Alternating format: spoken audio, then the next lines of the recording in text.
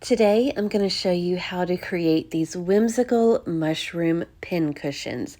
They are so easy to make. You can make them in a matter of minutes, and they are very inexpensive.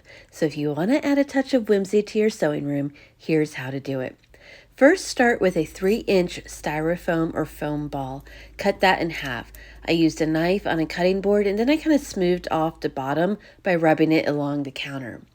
Now we're going to cut out circles. You're going to cut out one 5.5-inch wide circle and one 3-inch wide circle. So now using a needle and thread, we're going to start doing some really simple basting stitches.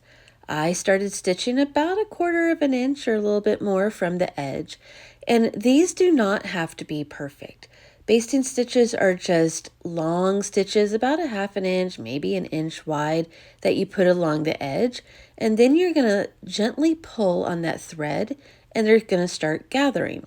So once you get to the end, don't cut off the thread yet, and just start kind of puckering it and gathering it a little bit. And then once you start puckering that fabric, go ahead and put in your half piece of styrofoam ball with the curved part on the laying down, and start pulling the thread gently around that styrofoam ball. You're just going to keep pulling on the ends of the thread and gathering the fabric as you do it. It's probably going to take, a few little tries, but over the course of time, you're going to get that gathered around the styrofoam ball. So I went back through and just adjusted the puckers on the top of the mushroom so that it looked the way that I wanted it to.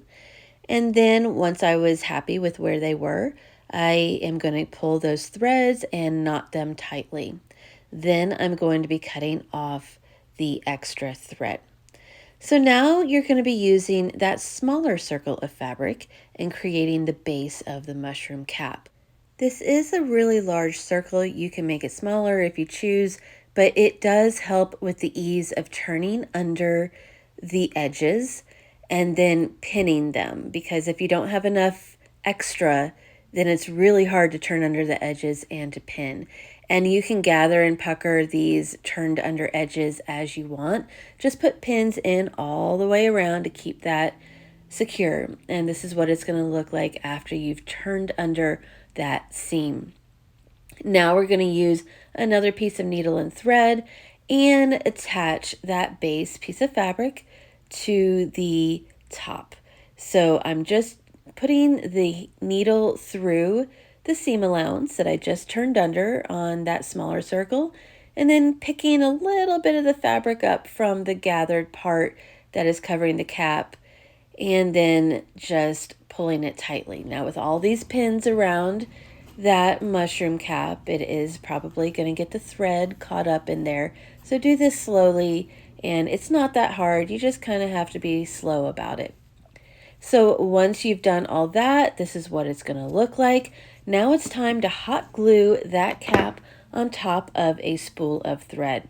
What you want to look for is that piece of thread that is coming off the top of the spool. Be sure to put that on the base.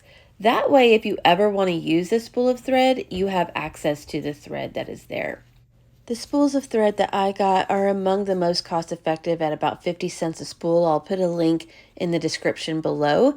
You could obviously use used spools of thread, maybe ones that you've inherited from family members, also from thrift stores, and that's it. So if you want a step-by-step photo tutorial, you can find that on easythingstosew.com. I'll put a link in the description below. I'm also going to have a free pattern that you can download for this project.